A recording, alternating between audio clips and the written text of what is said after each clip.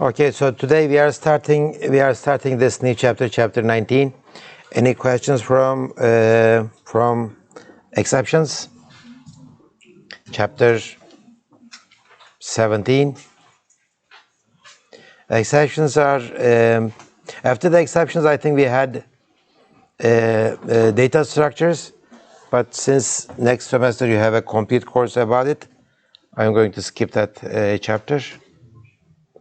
Any questions about exceptions? Okay, since there is no questions, I am assuming that you did not understand it well. So study hard. Okay, go back and read the chapter and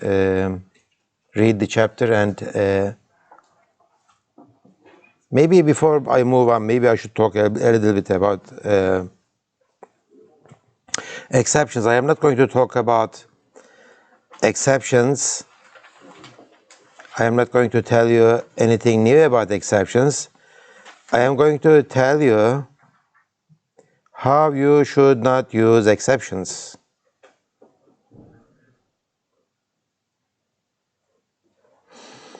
Okay, so our book has a good discussion about exceptions, but it starts with a wrong. It starts with wrong examples, and people kind of assume that if it is enough to read the first 5 pages of the chapter, so their assumption is definitely wrong. So the book gives an example, a bad toy example, very, very bad example. Okay, so this is basic stuff, right? Enter number of donuts, you get the donuts. Enter number of milk, you get the milk. And you do this division, and there is an error, right? And if there is this milk is 0, again the same thing. If milk is 0, then division by 0, okay? Division by 0 is a problem. So how are we gonna handle it? The book says we do this, okay? Well, it compiles and run, but this is the worst example that you can give for an exception employment of an exception in a sample code. It's a very, very bad code. But why is it the bad code? You detect the error, you throw it, and you handle it later in this code. That doesn't make any sense. I mean, this is same as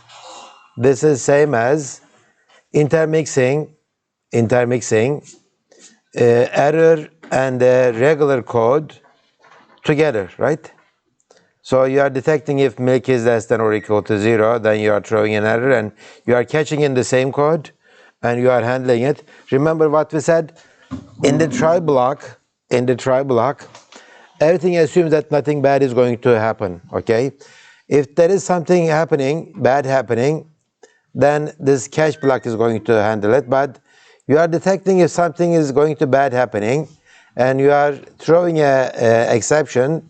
But instead of throwing an exception, why don't you write the C out in this line? I mean, it doesn't make any sense. So as I said, I am not going to tell you about anything new. About exceptions. I am just telling you how you should not use exceptions. For some reason, as I said before, this is just like 6th, 7th page of the chapter. People read this much and they say that, okay, this is how the exception should work, and they do this kind of exception throwing and catching in the exams or in the homeworks. And when we say this should not happen, they say that, well, this is in the book. And I told them that, okay, don't. I mean, this is a toy example. It says that toy example, okay. Well, even as a toy, it's not a good example. The regular thing should be, the real thing should be always, okay, try some block and then catch, okay. So this is bad. Exception happened and throw donuts. No, that's not a good thing, okay. That's not a good thing. Better thing is if there is an exception, throw it, okay, but you don't catch it yourself, okay. Whoever is calling you should catch it, okay. Whoever is calling you should catch it, and they should handle it. If you can handle it yourself, why are you writing the exception then? Okay, that's kind of doesn't make any sense. Okay, so this is the better one. Okay, you try this one. Okay, you say, okay, I'm going to run this one, then this one, and this one. I am assuming that nothing bad can happen. If something bad happens, that function or routine is going to throw an exception, and I will handle the exception here. If I don't catch all the exceptions, okay, then maybe I should say whatever remains that I'm going to catch this one. Maybe I will draw a few things, and later, okay. So this is what we do. Prefer, throw, catch, triad. It says, well, I mean, this is how you do it. You just write a function and you throw exception inside it. You don't catch it back, okay? You just throw it. By the way, what did we say? This one is, okay, removed from C++ after C++ 11. It was removed. We don't provide a throw list anymore. It's a compiler error. Okay, and this is something, okay, preferred way of writing exception-based stuff. Function B says, okay, I'm going to call the screen code this one and this one and this one and this one. Then if any of them throws exceptions, I will catch them in the catch block of this try catch structure. Okay, so function B say that I'm going to call other functions. If they throw anything, I will catch it here. And if you are the function B and if you detected something bad is going on, then you throw an exception, and it would be the responsibility of the other functions that you are calling you to catch it and handle it. Okay, good. Put that bag in front of you, okay? Good. Any questions? So my explanation didn't help? Okay. Go back and let's talk about standard tablet library. I think it was our second or third lecture, beginning of the semester, we started using template standard library. I think it was the first lecture we used the string, right? String class, as you know, is another name for basic string character, right? Basic string character is the string, and we have been using this standard template library class from the beginning of the semester. And I think it is in the second week I introduced this idea of vector int, and nobody asked me any question about what is this angled brackets. I mean, why is it written that way? You understand how it works, and I told you that is like an integer array, but better. You can get the size of it, you can push back, you can resize it, you can do like a call by value and etc. Right? I did say that, and everybody accepted it. That's the nice thing about object-oriented programming. It is very easy to tell you how to use a piece of code, a piece of software, without understanding how it works. Okay, and we finally understood how this vector thing or the string thing works. I think last week or the week before that, when we talked about the templates, when we talk about the C++ templates, right? So we know how they work. So today I'm going to give you some examples from standard template library. Standard template library is something very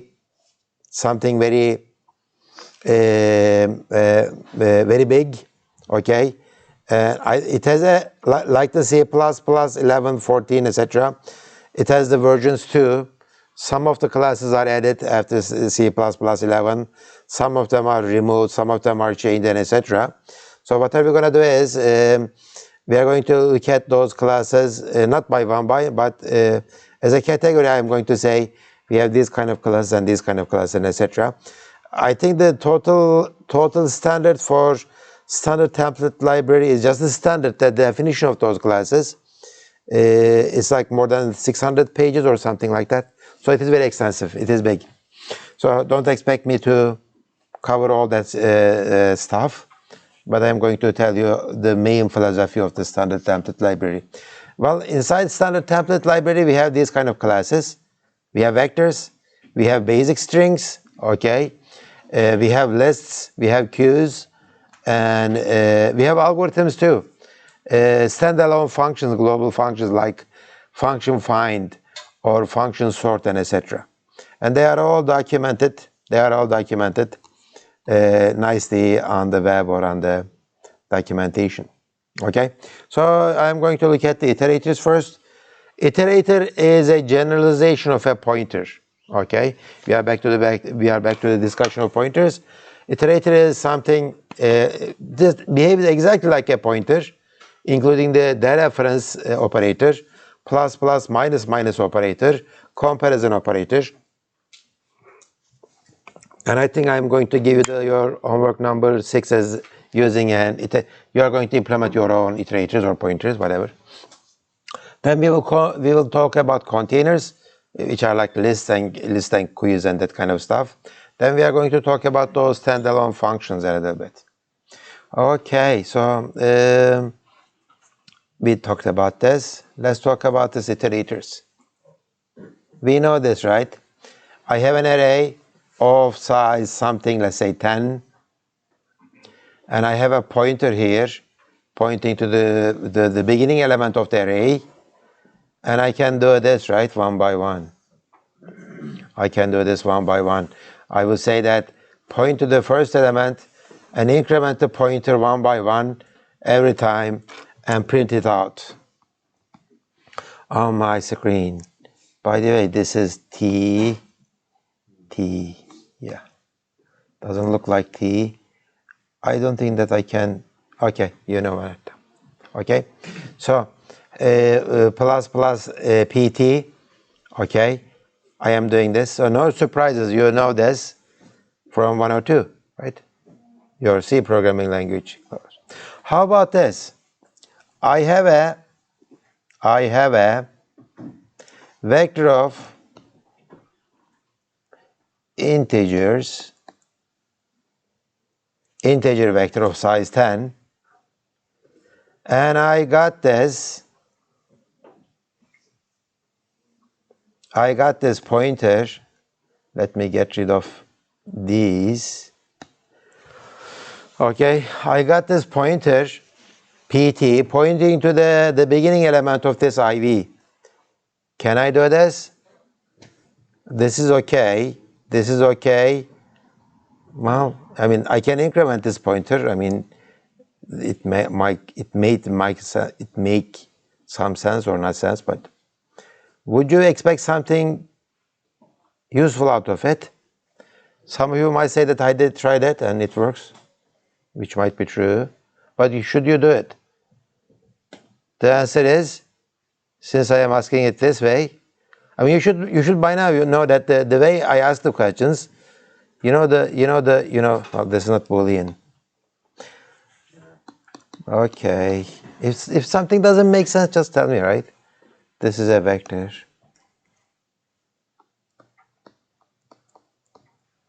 Vector of integers, IV. I get an integer pointer to the beginning. And well, I am trying to do the same thing, exactly the same thing like an integer array. So the question is, I shouldn't do this. I should definitely do this. I can do this. And that's the preferred way of using the iterating over the arrays one by one. But I should not do this, even though I know that for my compiler it works. Why not?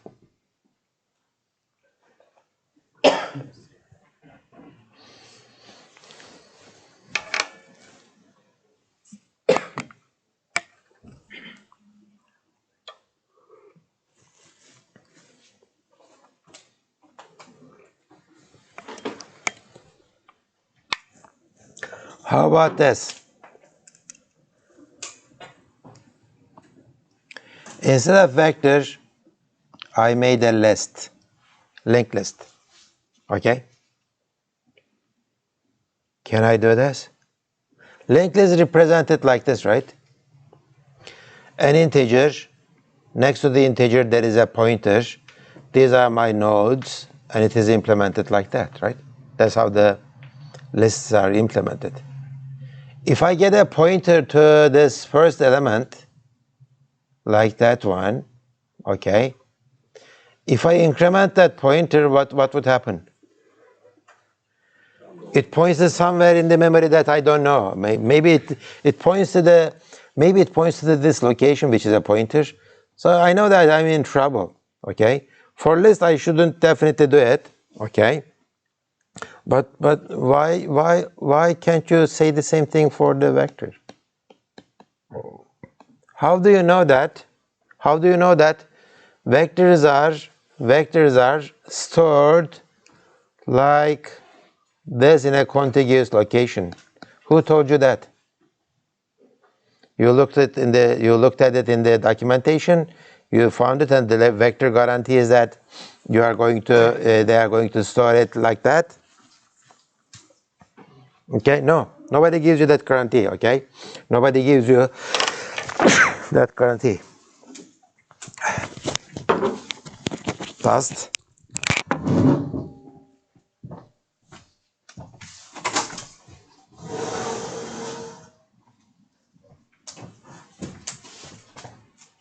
Okay. Well, most probably they are doing it that way because accessing the elements of a vector from a contiguous location is something most meaningful, but it may not happen. How would you store? Remember what I had before? Okay, remember this one? Vector of booleans. If I have a vector of booleans, how would you store your booleans in a vector? A boolean for a byte? Well, I need only a bit for a boolean. If I have an array of bytes to represent the boolean, that's using too much memory, like 8 times more memory than needed. So how would you do it? If I were designing this vector of booleans, I would store 8 booleans in it. There are 8 booleans in each byte. Okay. So if I am pointing to the first boolean, it is like the first bit. If I increment that pointer by 1, well, I guess it's going to point to the next location, but my second boolean inside there. So as I said, I don't want to get into this mess because that's against the rules of object-oriented programming. Object-oriented programming says that, okay, don't assume that you know how the internals of the data structure, internals of the class works, okay? That internals of the class is not your business. You use the interface only, okay? Using this notation assumes that you know how it is represented in the memory, okay? Don't do that. Sometimes it might seem that it works, like in the case of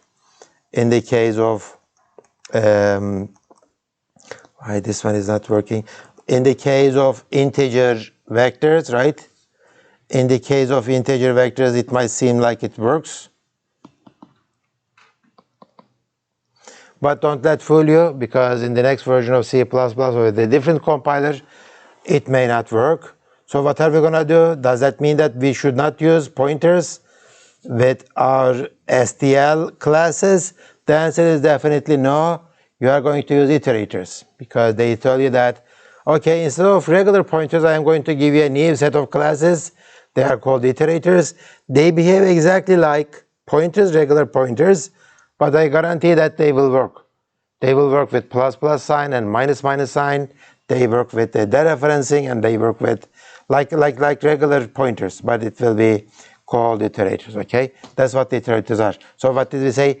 Generalization of a pointer. Why pointer doesn't work in this case? Because it's a template, so it must work with any kind of... That's what I've been telling in the last 10 minutes, right? How should the pointer work? I mean, if PT is pointing to this element, if you increment PT... Okay, in list I'm getting it, but in vector of Boolean, why it doesn't work? If I store 8 booleans in a single byte, Why we store 8 bytes? Because 8 bits in a byte. we define it as a vector of booleans. So that's what I am saying.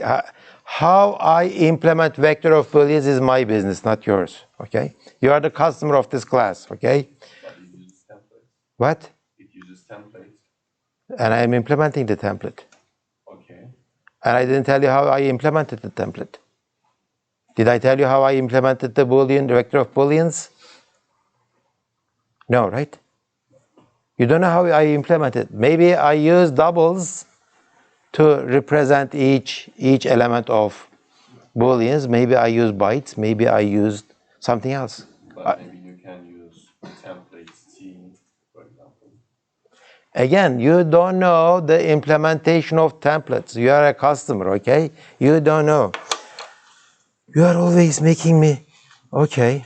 No, he's asking good questions. That's what I don't like. Okay, let's go to, since this is something that I want to talk about, vector of bools. I hope it finds it. I hope it finds it. Okay, good. So if you look at the vector class, vector STL container, it says that, where is my vector actually? Can I find, okay, let me do this.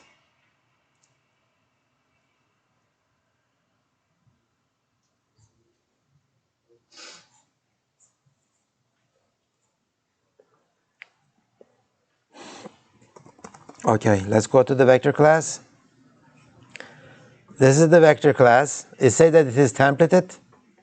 Okay, you can instantiate it with any class that you like.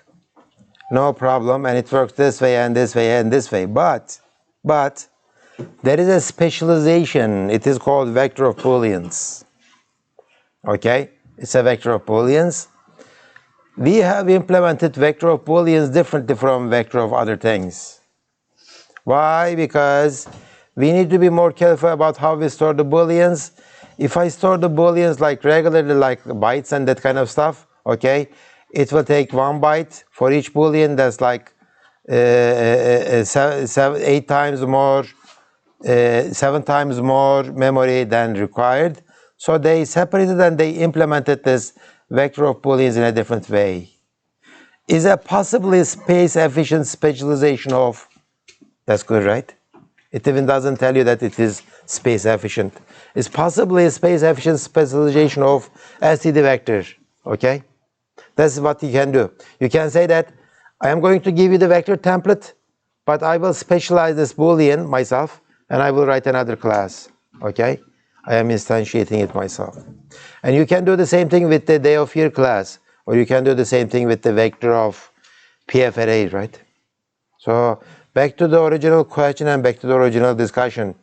I cannot assume that any container implements the specialization the way I think, okay? It is totally up to them.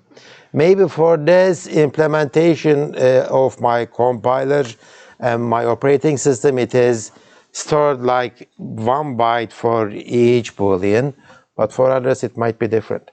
So the regular plus plus operator of pointers may not work, okay? Understand? Say yes. What can I say? I don't want to say anything. Okay, that's the case. I mean, okay. You're not going to say yes? I'm not happy with behavior of people in general. Okay, good. Well, if I had 2 more students like you, I mean, I think I was in chapter number 3 right now. Okay, good. Well, you're laughing at him, but he's the only one asking questions. He's the only one questioning me about, I mean, what kind of a professor are you? You're just talking about this guy. Yeah, that's good. Okay, so this is what we're going to do. As I said, let me show you an example. Let me show you an example This is the example. This is the example that uses iterators. I have a vector, cout end of line vector, okay? I have a container, vector of integers, pushback 4 times, good. And see, line 13, I have an iterator. Iterator is like a pointer, did I say? You might read this as like, maybe it looks like an integer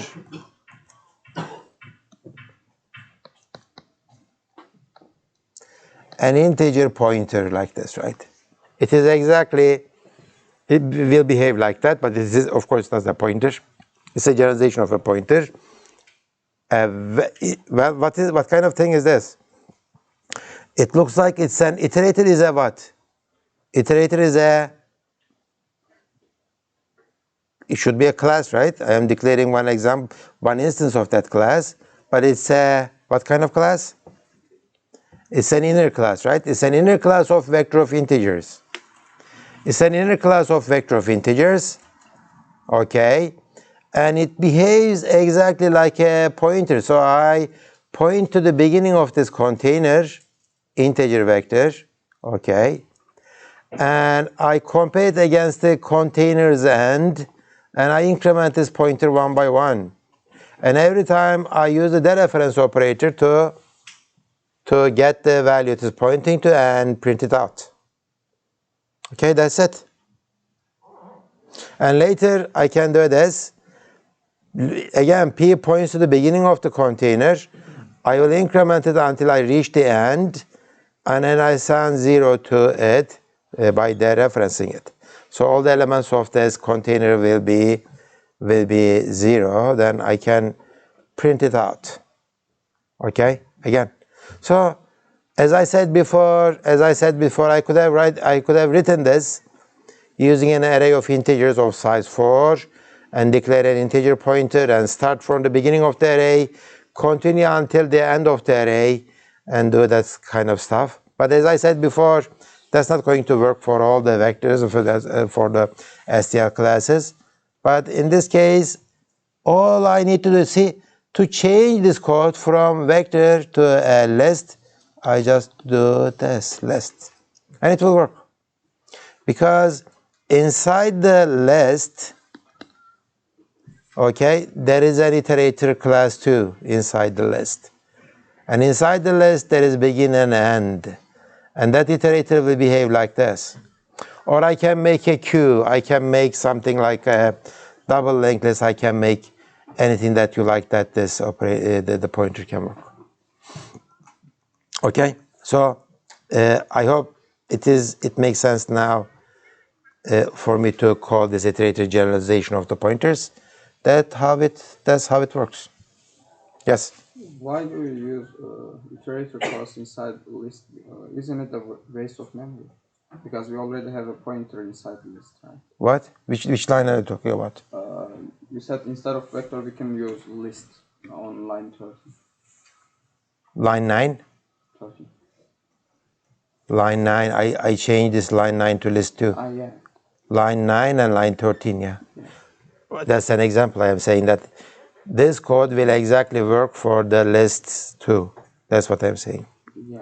I am not saying that you should use a list. Okay? So, what did I say? You all accepted that. This should not work if it's a list, right? Okay, maybe for the vectors, maybe it might work. But for the list, it's not going to work. But that's what I'm saying. Say that if you use the iterators, it's going to work for the vectors. It's going to work for the iterators too. Okay, and they are not any slower than our regular pointers. They are fast, and you should use them instead of using pointers and incrementing the pointer and comparing them with something, and etc. and etc. Yes. Can we use iterator like a delete operator? In second floor, what if we don't write star and we only write... Which line are you talking about? Can you delete something with an iterator? 18, 19. Can we use iterator like a delete operator? What if we don't write... But this is not, well, I hope you are here. This is not deleting anything. This is an integer vector. I'm making everything 0. Yeah. Okay. What if you don't write star p equals 0, or what if you write p equals 0 only? Well, that's not called equals for first of all. Okay, that's assignment. When you say p assignment 0, it means that you are trying to assign an integer to an iterator.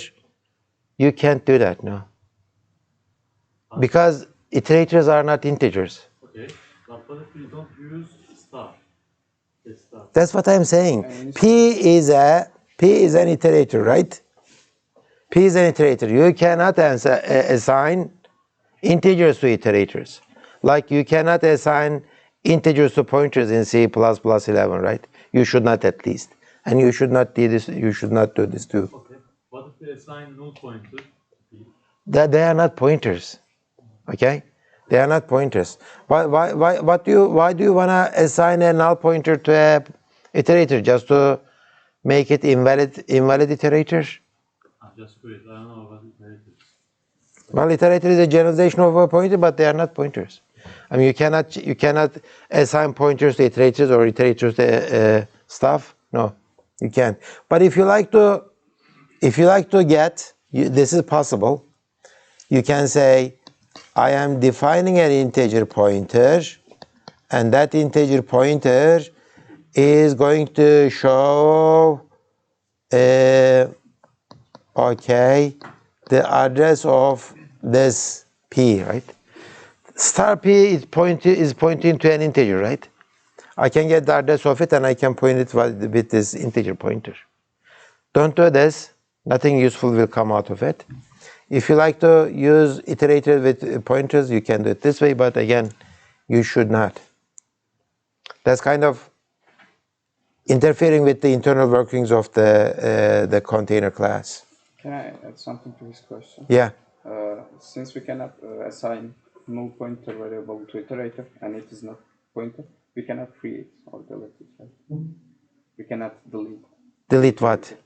Because delete the iterator because it's not a pointer.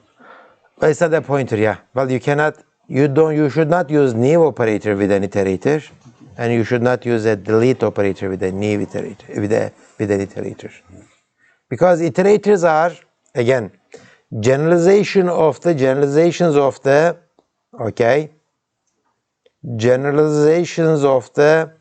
pointers for the container classes, STL classes. They are only meaningful with the STL classes, okay? Inside the STL classes, you don't use any news or deletes, right? You just push back, pop back, and etc. Insert, remove, erase. Okay? You don't interfere with the internal workings of the STL classes. Good. An example from the book. The same example. Sometimes people are kind of, well, it was very easy to write programs with the C++ because all I had to do write integer pointer p, right? Now I have to remember this, like vector, int, iterator, and etc., right? And I have to do this and etc. People say that, okay, use the C++ 11 features like this. See, P begins from container begin. It's an auto. Abdurrahman, this is your line, okay? And this is P not equal to container end and P++.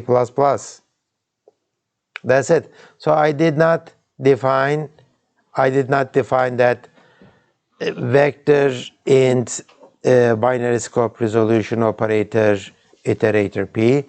I said auto P, okay? So auto is a very nice keyword here because I don't have to type lots of stuff. Yes? Is range-based loop works with iterator and begin function? It works very well, yeah, exactly. I can write this as like for range-based for loops, and the STL classes, they play very nice together. You would say that auto P and container, right? And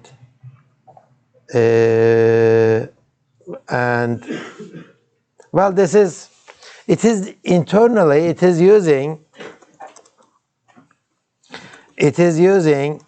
is not star P anymore, right? it is using the iterator implementation internally, but it works this way. Well, P is not a iterator anymore. P is just a whatever the type of container is. Okay, but this structure is using the iterators under the hood, and we are going to see lots of examples of this. Remember, I tried to show you how to use the ranges with the range-based for loop, but I gave up telling you about it because that explanation needed iterators. Now maybe we can today talk about that too. Okay, good. So this is how you use it. Okay, auto P, container begin and container end. Auto is a very nice mechanism here. Let's look at this second one. The vector of characters, character iterator, pushbacks, and see, surprise, surprise. Well, container already works with the index operator, but how about this one? Iterator P, by the way, I defined iterator as like SED vector character iterator, so I can say iterator P or auto P, container begin, okay. The container 2 works, P2 works too. So what did I say? They behave exactly like pointers. Remember, P is an iterator, but index operator works. Plus operator works. It behaves exactly the same, and that referencing operator works. Okay.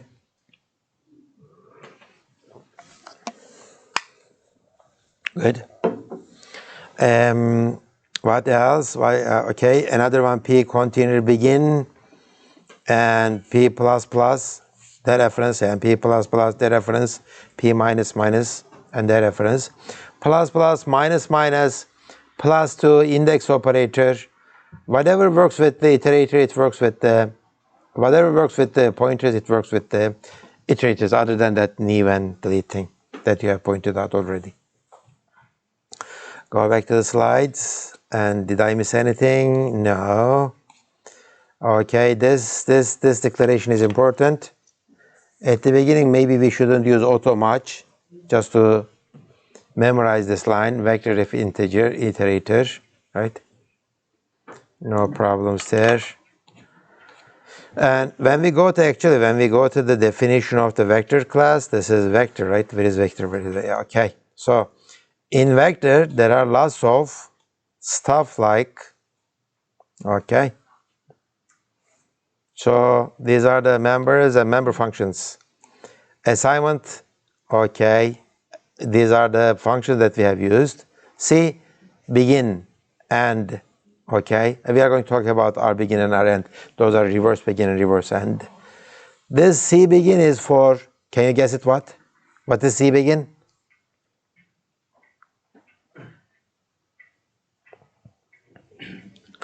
C is what after C++ 11? Constant iterator, exactly. It's a constant iterator. Whatever I am returning to you, you use it for incrementation and dereferencing, but don't use it to modify. Don't use it to modify anything. You back there. Don't put it away. Tell him that. Tell him that. Yeah. What do you have in your hand? Okay, put it away. Where is it? Where is it? Show me your phone. Show me your phone. Where is your phone? Okay, put it away in front of the other guy. Yeah, thank you. Okay, so that's the begin and constant begin. This is reverse begin and reverse and then constant reverse begin. Lots of stuff. So these are all the iterators. Okay. Modifiers, and most of the modifiers, example, let's look at this one, insert. Say insert takes a iterator to point to the position where I like to insert something. Give me an iterator, point to that location where I need to insert it, and give me the value, and I am going to insert it. Okay, So since I need a pointer some kind, and we don't like to use the pointers, regular pointers with the iterators, with the containers, well, I'm going to use the iterators for that one, okay? Constant iterator position and insert works that way. And it returns what? Until C++ 20, then after C++ 20. Well, that's why I don't want to get into too much details of what's going on with the C++ versions. Well, that's kind of carrying us away from the real discussion of object-oriented programming languages. But we are not learning object-oriented programming languages just to learn object-oriented programming languages. We need to have some kind of a practice, right? I need to keep the balance. This class is not about C++. This class is about object-oriented programming, but I don't want to. I could have used the original C++ definition from 92, the one that I have read, the original one, when I was a student. Okay, well, that would be the kind of the perfect C++.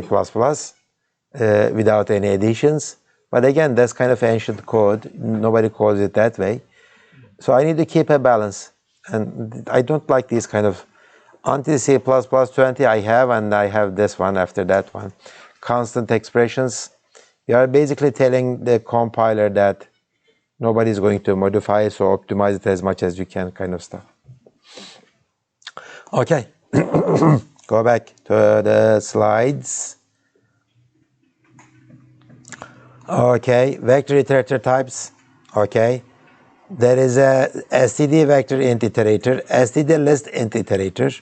Okay, and vector is in std namespace, so I need this one. Inside the list there is an iterator too. In all the SDL classes there is some kind of an iterator. They are all not behave this. They all they don't behave the same. Okay, for example. List is a double linked list, right? List is a double linked list. What is a double linked list?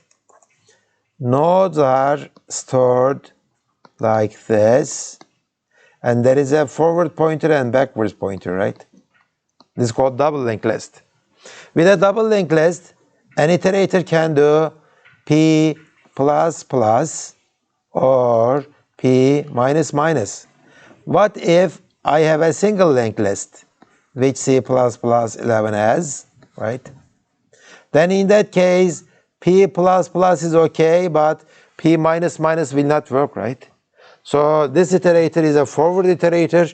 It can go only one direction. Not the backwards direction, but only one direction. Okay? So sometimes some of the iterator classes in some of the classes a backward iterator will not work. And for some iterators, this will not work. P7, random access. Random access is something to do with arrays and that kind of stuff. It is very easy to calculate the 7th position after the P, right? But with this kind of a structure, it is not easy to calculate it. You need to iterate one by one to reach that position. So the iterator of a list class doesn't have this index operator. What did I say? It's a generalization of the pointers, but their behavior changes and their interfaces changes from class to class. Let's go to the definition of the list class. std list. Yeah, here it is. So std list is okay. Std list is the list, and I can have the iterator. Okay, this is the iterator for the std list, but std list has a sister class which is called slist, single list. I'm trying to find it. Containers library. Let's go to containers library. And yeah, forward list. It's not slist, but forward list. Forward list is a single linked list after C++ 11. Let's go to that one. Forward list has of course, it has an iterator begin.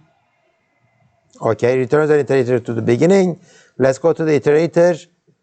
begin, it will return me a, okay, it will return me a iterator, and this iterator, well, this is not an example, just an example.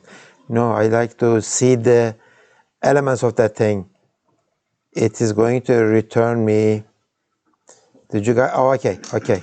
Where is the data members of it? Member, pointer, iterator. So legally forward iterator. It has a legacy forward iterator, sorry. Legacy forward iterator, so it has only plus plus. I don't have any minuses. If I like to do the same thing with the vectors, what they say is iterate, it has an iterator. Okay, so this iterator will be, I couldn't get it. Iterator is, didn't I get the iterator? If I click on it, can I get the iterator itself? Yeah, it's a iterator begin. I wanted to show you how it has both plus, plus, minus, minus, and index iterators. Couldn't find it, sorry. For some reason, I was able to find it, this one. Input iterator, constructible, okay. Iterator types. Maybe if I type iterators, I can get it. std iterator.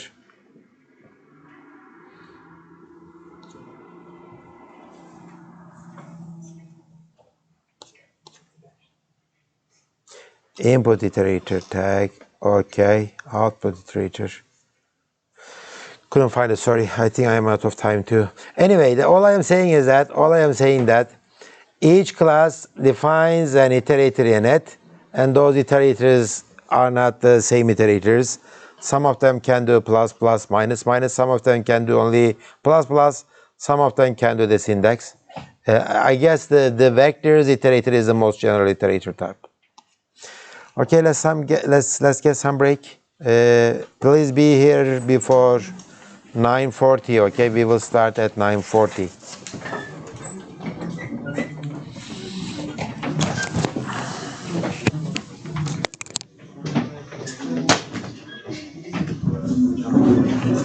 Bir şey sorabilir miyim? Sor.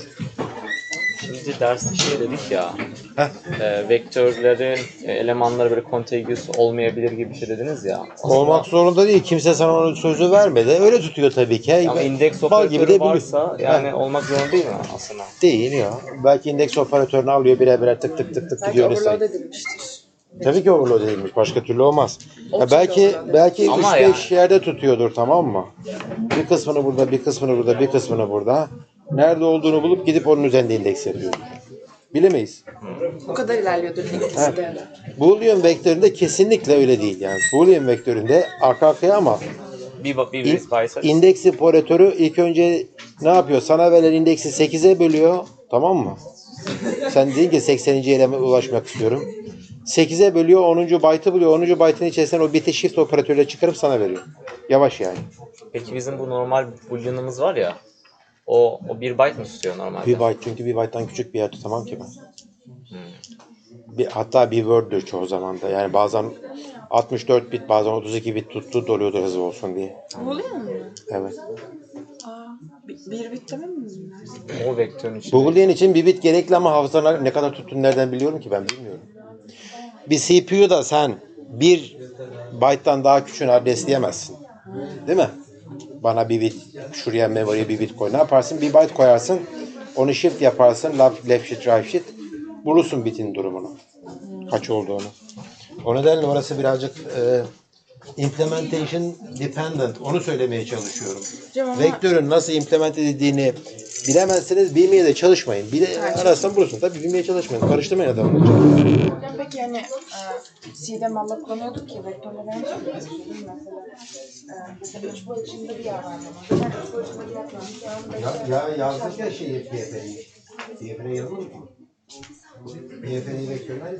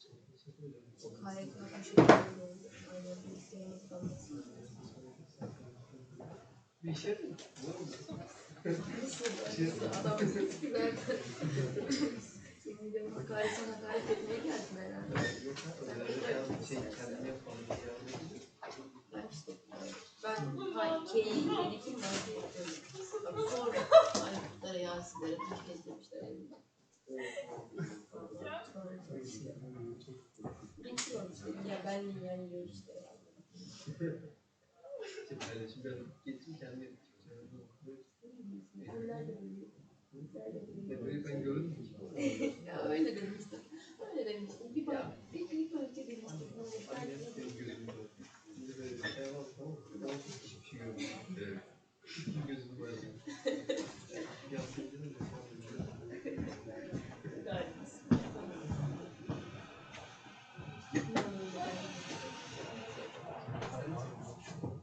Neyse, hoş geldiniz. Tamam mı? Yok.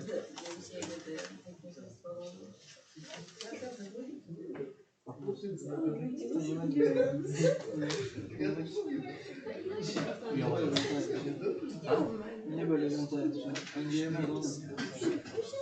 Çıkalım önce.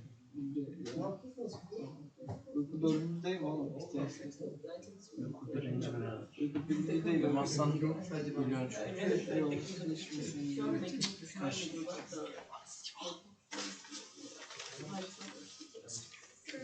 Ne oldu? Sakat mı bu?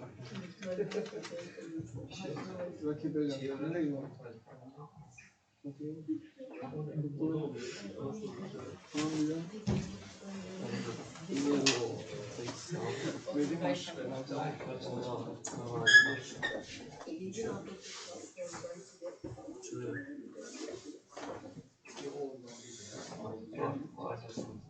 Arabadan 3-5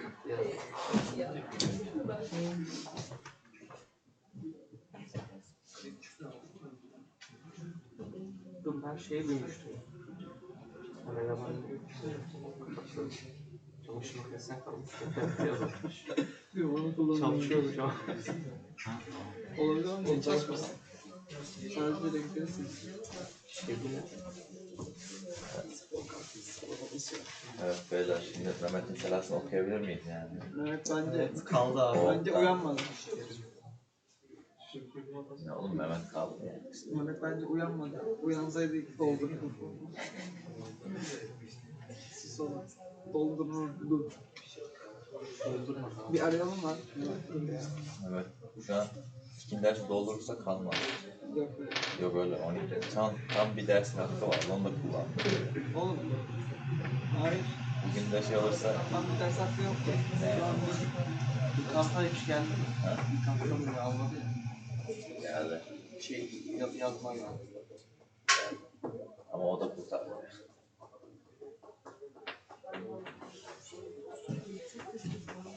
Mehmet ölmedi kalbimiz. Adam kafada bitirmiş ya. öyle yani. Allah. Bu adam devamsızlar pazartesi. Abi de çok var. Bu gelecek mi? Yok oğlum kaldı şu an. Yok onu alırsa kalmaz. Böyle ne yapmaz. Ne yapıyorsun? Allah. Büyüsün mü? Ne güzel. FETÖ şifresini mi? Ne olacak oğlum ya? Gidişe olacak şey mi izleyecek? Bugün dersini sana atmışım. Adam editlemeden atıyor oğlum. Ha. Ne olacak ya? Ne bana soramıyor musun? Zor ne hakikaten diye. Aynen o Ne zaman. oluyor ya? Ya oğlum sen abartma. Ne boş yapıyorsun ya. Aynen. Böylesi abi. Deyip sabahsına öncesini uyuyakalıyor. Bence güzel kaldı. Sen buradasın. Güzel kaldı geçecek mi? Ha. Ayıp oldu. Sen Karakada olduğundan eski. Kurs geçsin ondan sonra geç kapat. Nasıl olur? Aynı yolu ben de biliyorum. Dokuz olmazsa Ama şeyi yanlış göndermişler. Ben 3 beyaz bir şeffaf vermiştim. Adamlar 3 şeffaf bir beyaz göndermişler. ne kanka o? Posterleri gelmiş. Akıllı kağıt. Akıllı kağıt. Akıllı kağıt ne oldu? Yazı. Akıllı kağıt yalandan ya işte. Yağlı kağıt mı? Yani burada koyuyorsun ya. Statik bir elektrikle nasıl oluyor bilmiyorum. Fizik bilgi çok zayıftır. Kağıt duvara yapışıyor yani. Yağlı var. Basit yok mu sende? Kanka sağdan şunu çekebilir misin? Zor oldu. Uzayda yapışıyor mu? Vay binen var. Aynen. Yapıştırdım ya. Yapışıyor. Sadece bir tanesi bir tüpte gelenler darbeli gelmişti. O tüpten çıkanlar iyi yapışmadı tabii. Ama diğer tüpten çıkan bayağı güzel.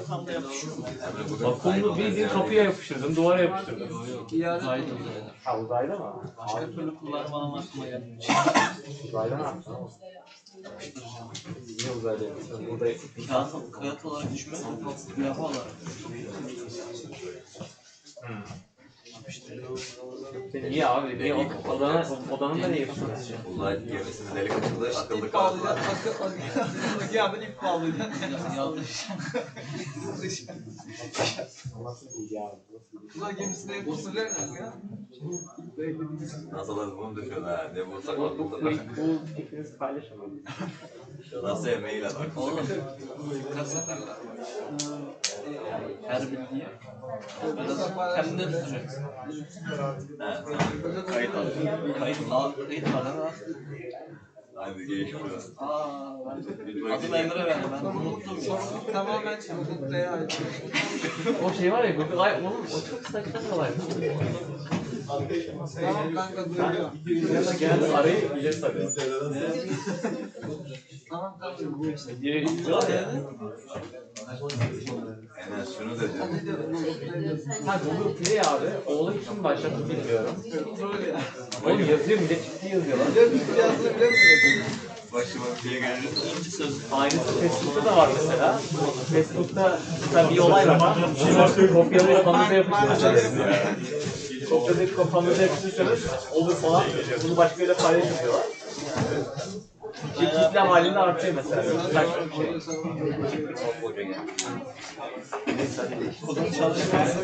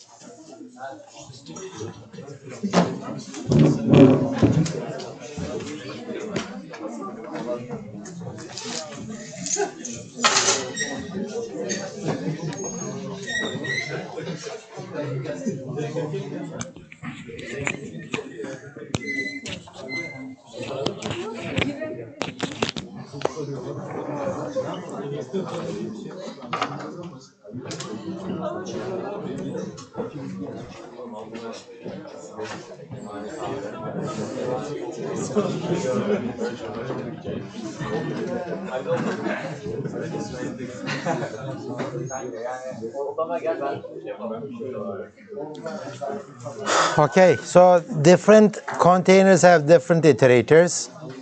Vector iterator is the most general type, and it works with plus, plus, minus, minus, and index operators. Here's an example. Okay, so I have a vector of characters. I got an iterator to the beginning of the container. Okay, and well, I know that for the vectors index operator works.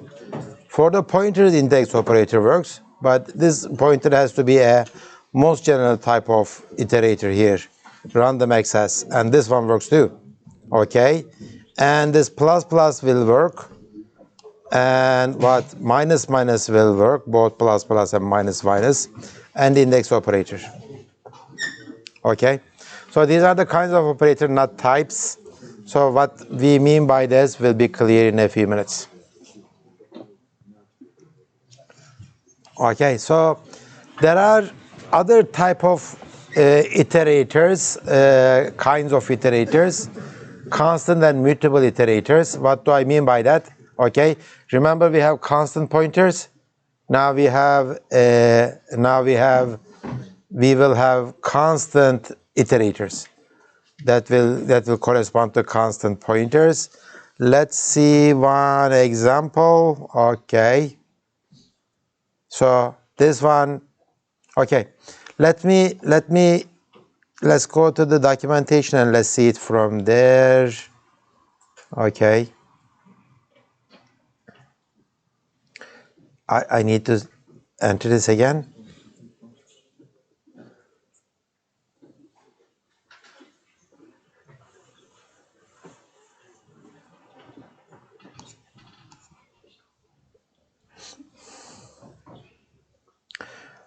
Okay. So there is a constant iterator function, or the constant iterator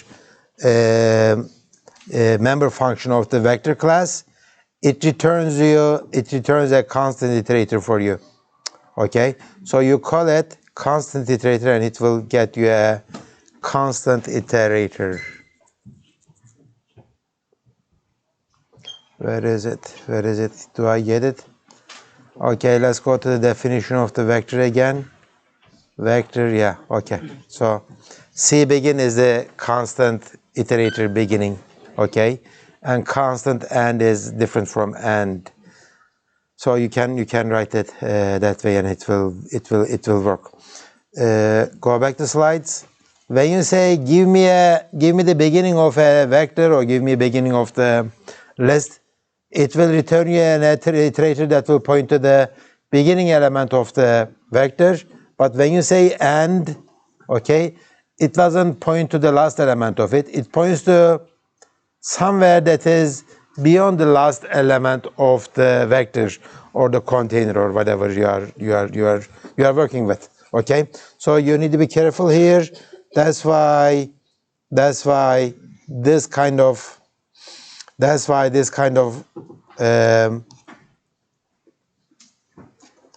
okay, this kind of code works. You say that increment p until it becomes container end. Okay, when p points to container end, it doesn't show anywhere. Okay, it shows 1 point past the last element of the container. Okay, that's the container end. So this is the picture. Remember this picture? This is where I start. This is the begin, and this is the end. So what am I gonna do if I like to start from the ending and go and start from the ending and decrement my pointer and reach the beginning of the array? So that's what you are going to do. You will do this. Okay. Reverse iterator. Okay. It points to the R begin, that is the reverse beginning. That's the end of the container, and increment this until it becomes R end. So reverse iterator works in the reverse fashion. When you increment it, it comes back from the end towards the beginning. Okay. So R begin returns the iterator to the last element. R end returns the sentinel end marker. So let me do this. This is R begin. Okay. And this is R end. Okay. So note how they are different where they are pointing to. I think we had the same picture in one of the, when I say begin. Okay, yeah, okay, here it is. Begin points to this one, end points to this one. R begin points to this one, R end points to this one. Okay? Good. By the way, see this one? Is after C++11 we have this kind of stuff possible? Can you understand it? Whatever it is saying? Nums is a vector initialized with these. Okay. For each is like a range for loop, but let's read it what it does. These are called lambda expressions. It's like a function, right? It's a function that takes a parameter and executes this code. So what is the parameter? Okay, parameter is for each element of this container between these two pointers, between these two iterators, run this function, run this lambda expression for each of them. Okay, so this is all C++11 stuff. Lambda expressions are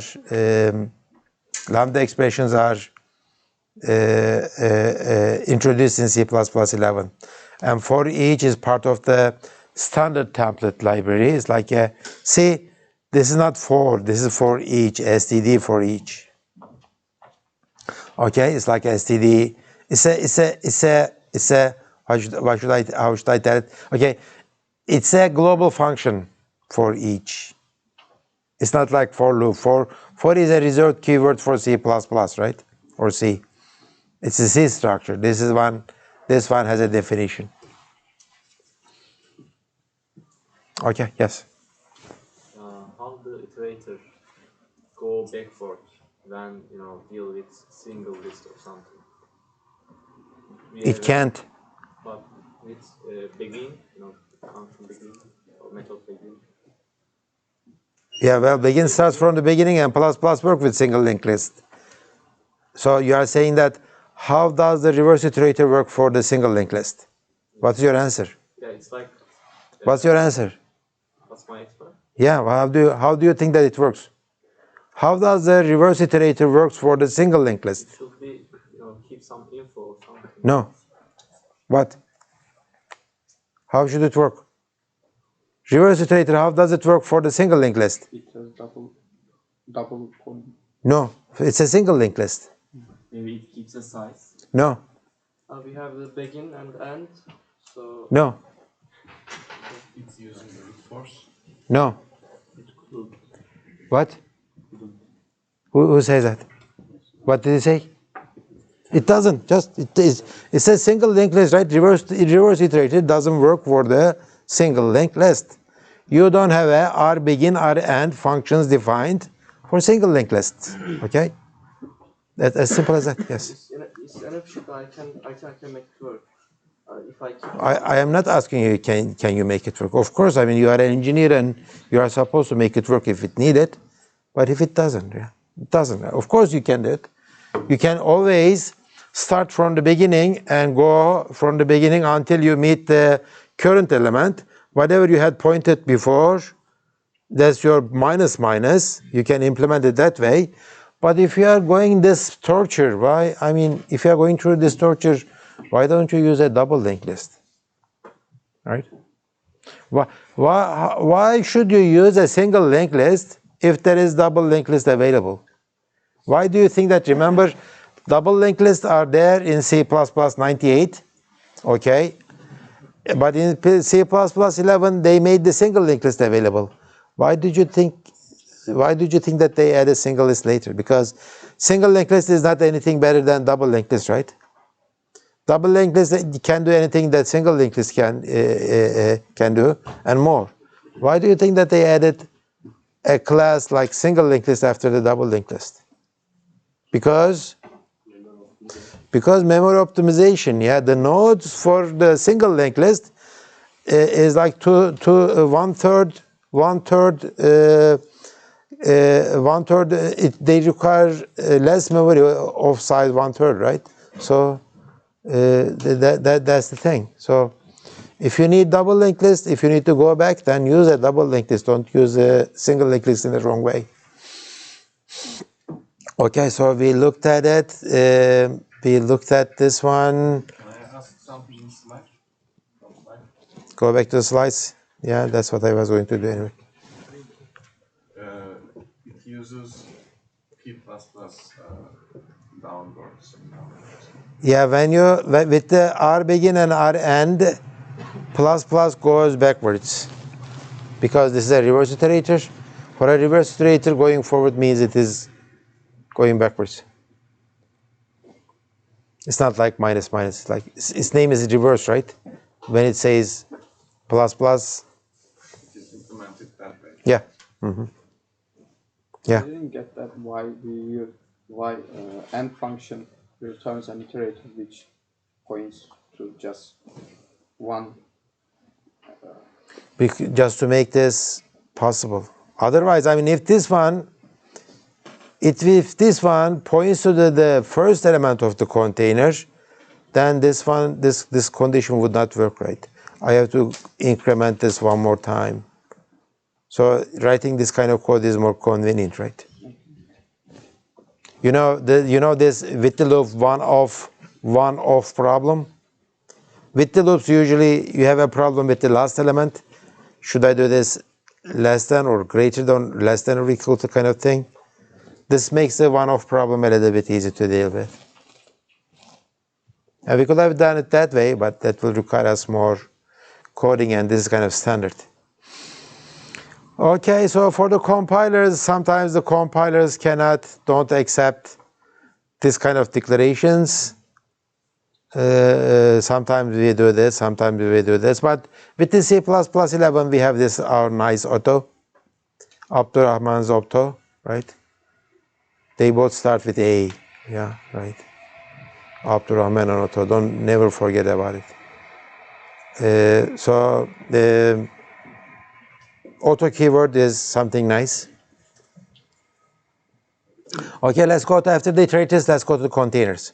Let's discuss about some containers. Sequential containers like the vectors, single linked list, double linked list. Again, STL has no single, it used to have no single linked list, but now after C++11, it has a forward linked list, right?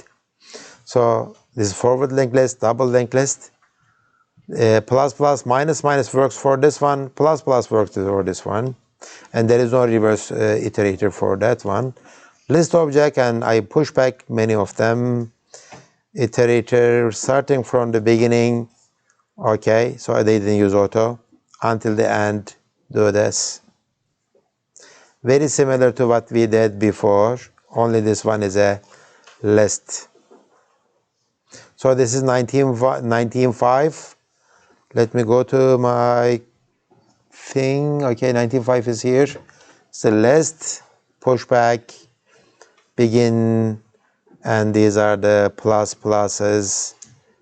Can I compile this? Compile, yeah. It compiled, nice, no problem. Well, it did not, what say, iterator was not declared in this scope. What?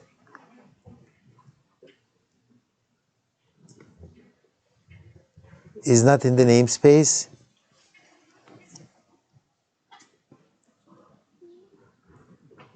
What kind of compiler options am I using C++11?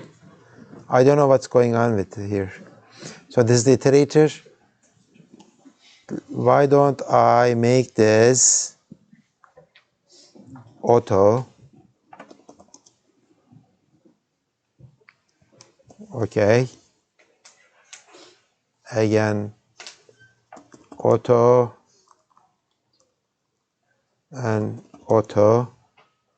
Let's see what it does now. I don't understand what, I think it's a compiler switch problem. It's an old code. It worked. I don't know what's happening with this one. std list int and iterator. I don't know. So auto worked. I am trying to do this actually with the iterator. So plus works. Okay, with this one. Plus works. Minus will work too because this is a double linked list. But if I like to do this 0, guess the value of 0, index operator, this should not compile because no match for operator something. So this is a linked list iterator. Random access is not defined. So we verified it. Good. There is nothing. Okay, let's look at this one. Container adapters. So some classes are very simple actually. Remember the stack? How does the stack work? Stack works like how many operators does the stack? How many functions does the stack class have? It has push and pop and empty, right? Push pushes one element to the top of the stack. Pop pops the top element. Empty just, I think it's a boolean. It says if the stack is empty or not, right? That three functions, that's three functions. So how would you implement this class? What would you use? What would you use as your data member? You can use anything you like. What? You could use a single list, right? Or you could use a double linked list, or you could use a vector, or you could use any STL class that dynamically increase and decrease its size, right? That's why it's very smart. That's why they said that these are adapter classes, okay? These are adapter classes. What we mean by adapter classes, they said stack. It's an integer stack, and it uses a vector of integers to represent that stack, and it is templated, right? I am giving these both of them, right? I am giving these both. So you are an integer stack, but you are going to represent your data member, internal data member, okay, using a vector of integers. That's it. That's it. And I think I wrote this last year here.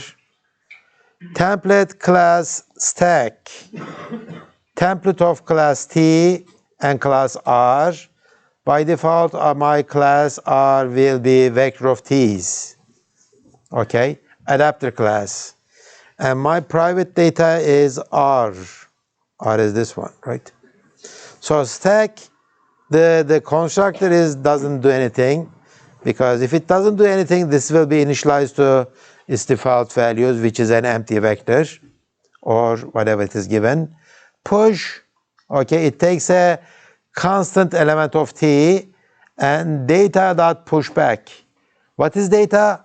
I don't know. By default, it is vector, but it could be a list. It could be a single linked list. It could be something that defines a pushback operation. And pop is just pop back. Empty is if the data size is 0, return true, otherwise false. That's the whole stack code implementation. And I can now have stacks of integers that use a list as a storage mechanism in it. How about this one? Can I do this? Why not? Because I don't have pop-back. Who is talking? Okay, because you don't have? Pop-backs and... Yeah, my class doesn't have pop-back and push-back and size functions available, right? How about this one? Array int. Well, there is an array class in STL. It's different, a little bit different than the vector, but it looks like last year I put a cross mark on it. It means that array doesn't have a pushback. I think array is a fixed size. Yeah, that's the difference between array and vector. Array has a fixed size. You cannot, once it is declared, you cannot change its size. It is different. So it's kind of a lesser class than vector. So that makes it more efficient if you know your size at the beginning, right? You know how it works. Okay. So that's called adapter class. And by the way, adapter classes are object-oriented design. There are object-oriented design patterns. And in these design patterns, they define you, they give you lots of steps. They say that if you want to do this first, and do this, and do this, and you're going to end up with this nice, understandable code. One of the object-oriented design pattern rules is the adapter classes, and this is how it works. Try to use some other class in your class implementation, okay? But make it pluggable, so you are kind of an adapter, okay? You are kind of an adapter. You are using this as a workhorse, but you show yourself as something different. It's like power adapter. You know the power adapters? Power adapters. Mechanical power adapters. Images. Yeah, okay, here it is. It's like this, right? Can I click on it and make it larger? Okay, good. These are all power adapters, okay? they show itself as something different, but under the hood it is using this one. It is using this one. It is using this one, okay? These are all power adapters, and they show you some other interface, but under the adapter there is something going on, but you don't care, I just use it. Okay? You don't care, I just use it. And these are the adapter classes. It's a very widely used design pattern. Like this one, object-oriented design patterns. I think I'm going to invite somebody, Mustafa, or design patterns, and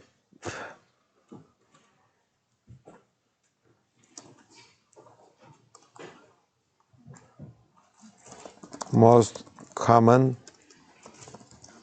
object-oriented design patterns, 7 most important software design patterns or object-oriented design patterns. Okay, so the design pattern singleton, you're going to understand factory, observer, builder, adapter. Yeah, adapter is one of them here.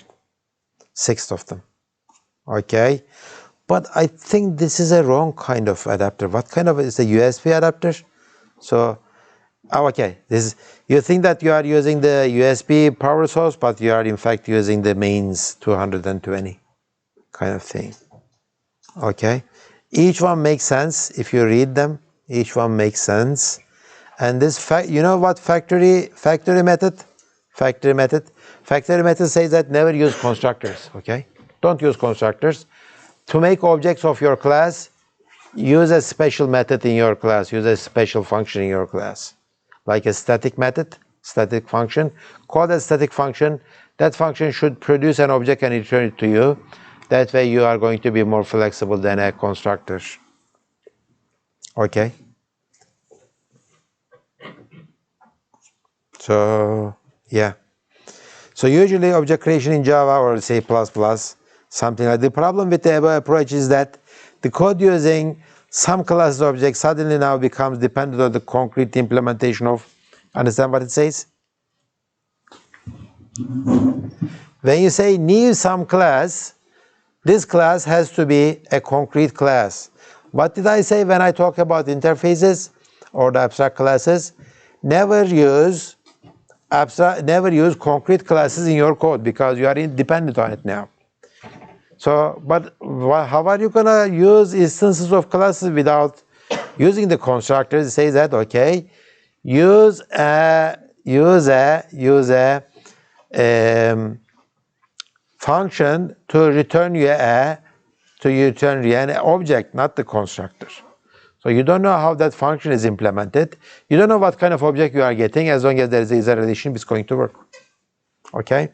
So we have lots of good examples of this one. That's one of them. Okay, and now out of 6, I showed you, out of 7, I showed you 1 adapters, and it is implemented in C++ STL classes. And if I go there and type the stack and Q, stack is a, okay, stack is an adapter class, and it says, so it is implemented by default as deque, okay? So this deque is both Q and vector. It's kind of a weird class, but that's what it uses. Adapter class, stack, and what else? See, it just push back and pop back. Container. If you like to use your own container, your container should implement these 3. That's it. What else adapter classes do we have? Do we have any other adapter classes? I don't see it. Okay, let's go back to my slides. Let's look at this associative container. So far, let's go back, okay? We looked at the containers, iterators, constant and mutable iterators, those constant stuff, reverse iterators. We look at the containers, okay, sequential container that stacks and queue. And now we are going to look at the associative container, set and map, okay? Let's go to that one. Well, the simplest associative container And why we call them associative is going to be clear in a few minutes. Okay. Let's look at the set example first. Sets are the simplest associative containers. Set is küme, right? Set is just a küme in Turkish. Let's look at this implementation in from the book. It is what? Which one is this? I guess it is stack. No, how about this? Again, okay, this is set. Okay, I have a set of characters. I insert A, D, D, C, C, B. So how many elements do you think this set will have now? 1, 2, 3, 4, 5, 6. I have inserted 6 elements. When I say what is your size, it's going to return me. It's going to return me. I have inserted 6 elements, and it's going to return me. You know it's not 6, right? Otherwise I wouldn't. It's going to return 4. Why? Because I inserted A, D, C, and B. Because the regular definition of set is what? You don't have duplicates, right? You cannot have 2 D's in a set. You cannot have 2 C's in a set. So this one is inserted, this one is inserted, this one will be ignored, inserted, this one will be ignored, and this one will be inserted. Okay? So when I define this iterator, constant iterator on this one, set, okay, P, it will start from the beginning to the end. One by one, I will print them out. Okay?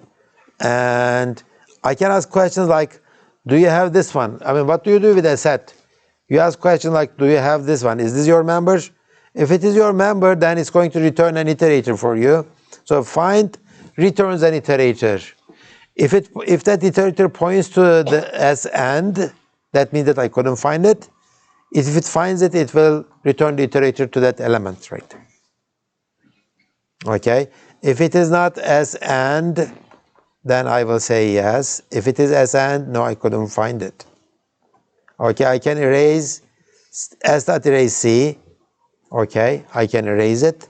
I can ask questions, and I can do that kind of stuff. Good. Find this here, find. After I erasing C, I cannot find it again. And that's it. So set is a STL class that implements the set operations.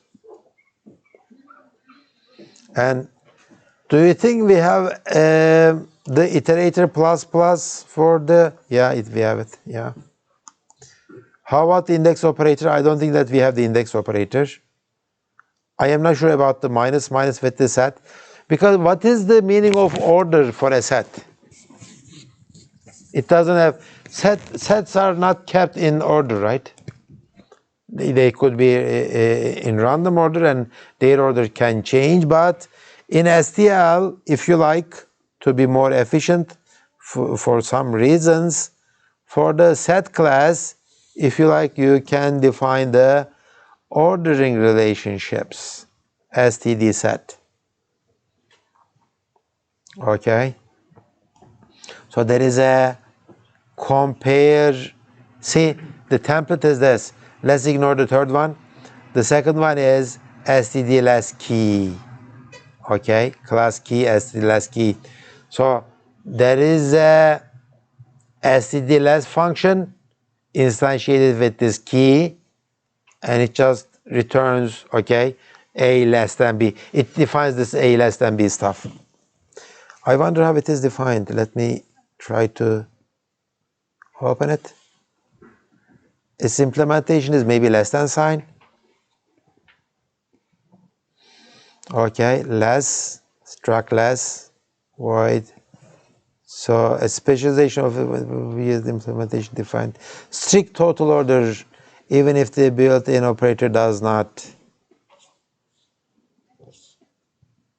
Okay. Possible implement, how is this? It is as simple as this.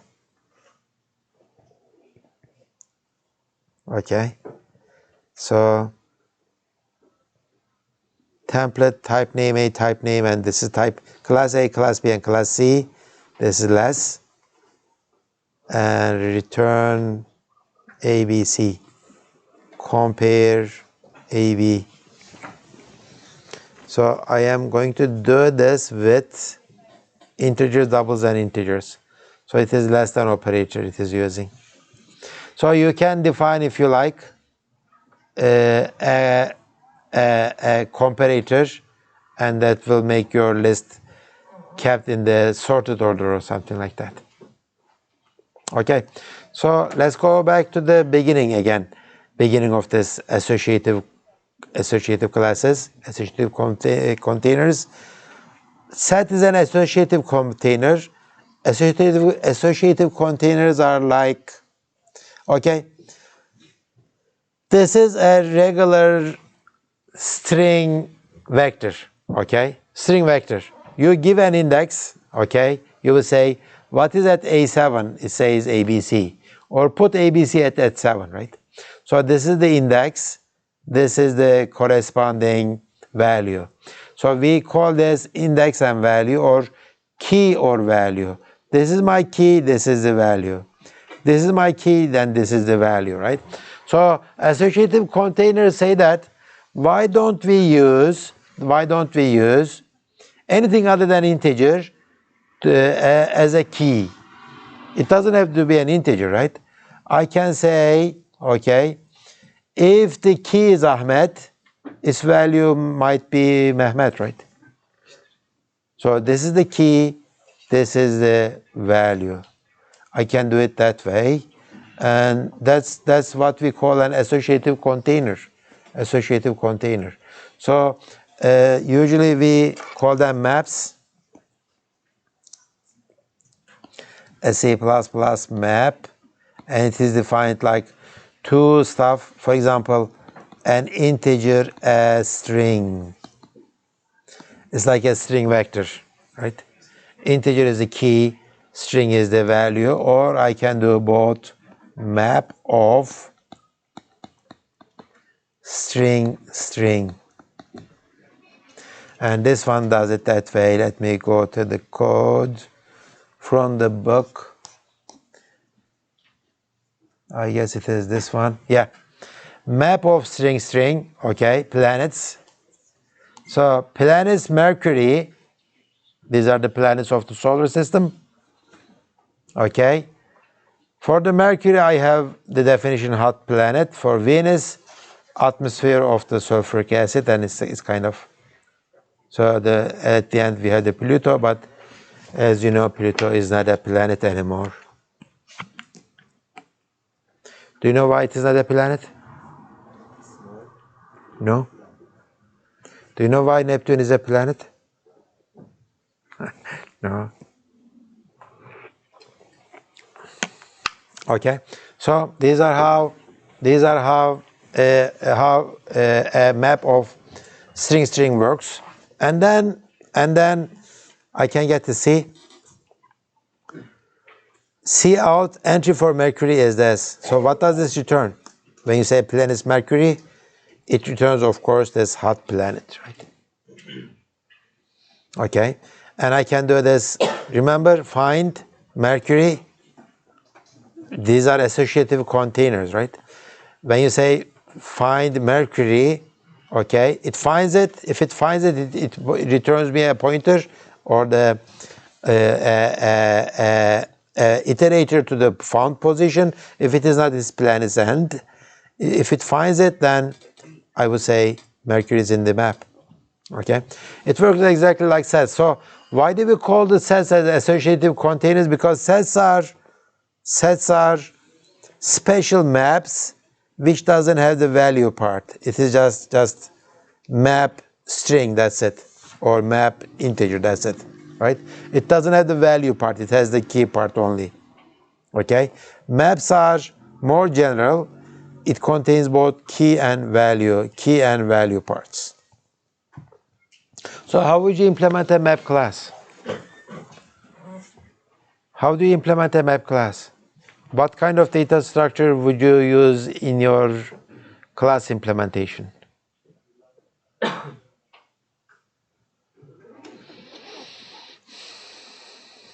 Yeah. Pair. Pair of what? Pair of vectors. Well, you don't need the pair, just two vectors, right? One for the vector of keys and one for the vector of values, right? So whenever somebody is asking me, do you have this one? I would scan the first vector. If I find it, I would return the corresponding element in the second vector, right? So maybe I can do it that way. That's one implementation, but that would be inefficient to search for the element. What happens if you have a map of size 1 million? Every time somebody asks you a question, you need to scan a whole. So maybe I can keep them in sorted order, right? Keep your vector in sorted order. Whenever somebody asks you, find this one, you would do a binary search, right? That would be a lot faster. But with the sorted order, whenever I insert something new, it's going to be expensive to insert something. So I need to find a solution. That's why you're going to take the algorithms and data structures course next semester. That course is all about this, okay? Well, you can implement the same thing in many different ways. How do you know the way you are going to choose is better than the others? In terms of memory utilization, in terms of the runtime cost, and how do you know that you are how far away from the optimal solution possible, right? So that's what that course is about, data structures. And one of the topics will be hashing. Okay, hashing is usually used for the set implementations. It's very fast to find if the element is in the list or if in the container, and it is very fast in terms of insertion. Okay, it's a constant time insertion, constant time removal, and constant time search. Okay, so this is going to be one of the important topics that you're going to cover. Okay, so associative containers, set. Okay, let's go to code again. Code. Find the planet. I found it. Oh, okay, interesting. I have a constant iterator. Iterator, I will start from the beginning to the end. Okay. Iterator plus. And every time, read this code, line 37. It looks like my iterator, of course, it's a pointer. It points to a struct which contains two parts, first and second. First is the key part. Second is the value part, right? So it is not. So each element of this map is a pair, right? String pair. First is a string. Second is a string. These are the planets. These are the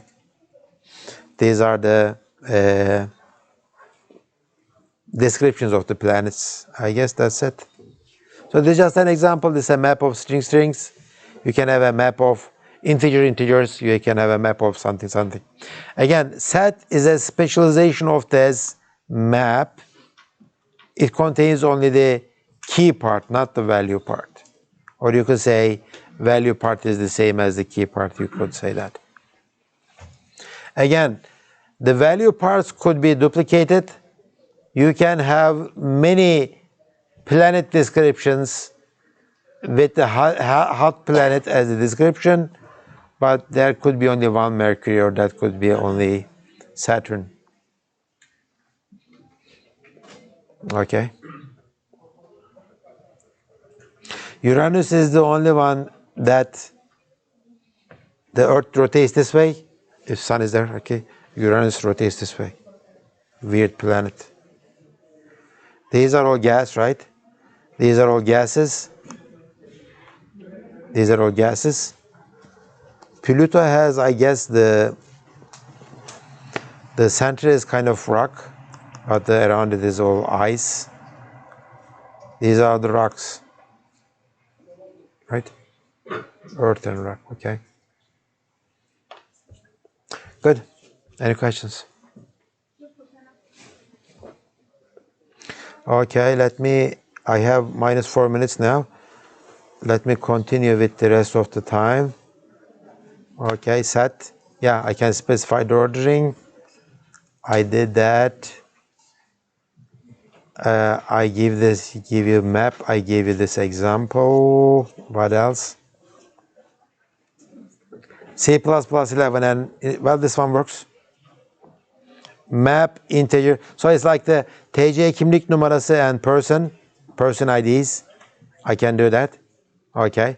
Whenever you ask, give me the person with TC kimlik numarası, it's going to give you that one. Okay. And this is the C++11 initialization stuff. You don't have to include this equal to sign here, right? It works too. Good. And after that, we are going to look at the C++ algorithms, STL algorithms, as the final thing in this chapter. And after that, I think we will be done with the, no. One more thing. I will talk about smart pointers and I will talk about move semantics of C++11. And this week, I am hoping to be done with the C++. Next week, I will start talking about Java. Okay, that's it.